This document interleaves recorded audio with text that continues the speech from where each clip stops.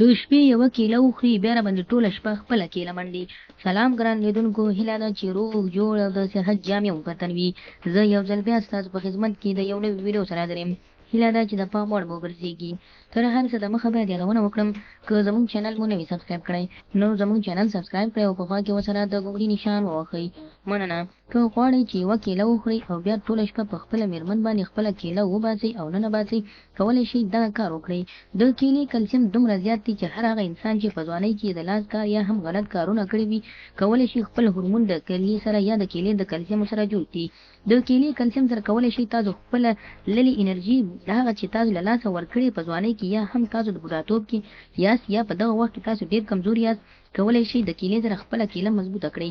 هر هغه انسان چې په خپل عمر په تېرېدلو سره کمزوري شوی وي، د کیلې په خوراک سره خپل جنسي آلات یا جنسي خواهشات بېرته پوره کړي. کولی شي تاسو مسته هم استعمال کړئ. د مستو کلسیم هم دومره زیات وي چې انسان ډېر قوي کوي. که چېرته تاسو کیله او مستې سره مکس کړئ او دواړه یو ځای کړئ، نو ستاسو د بدن تللې انرژي یا هغه هورمونونه یا شهوت چې تللی وي د منځه تللی وي، کولی شي بېرته منځته راوړئ.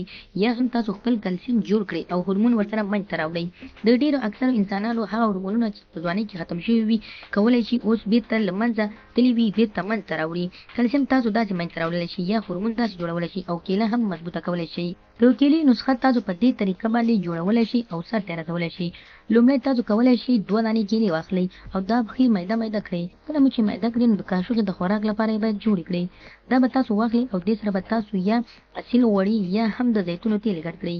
کله مو چې د زیتونو تیل یا اصیل غوړي ګډ کړئ ورسره، له هغو وروسته به تاسو ماسته هم په دې د پازه واچوئ. د 20 منټ لپاره به تاسو په سر باندې یو څه شی کېږدئ او بره یو انوارۍ ونیسئ چې هلته یخه هوا لګېږي پرېږدئ.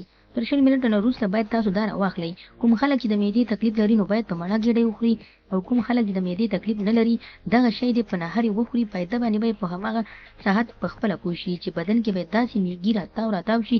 هغه خلک چې په ژوند کې یعنې په کوروالي پر مهال کې دوی یا د سپرۍ یا د ټابلیټ کاو څخه استفاده کوي، له دغسې انرژیدار قوتداره نسخې څخه دې استفاده وکړي او بیا د فایده باندې په هماغه ساعت پوه شي.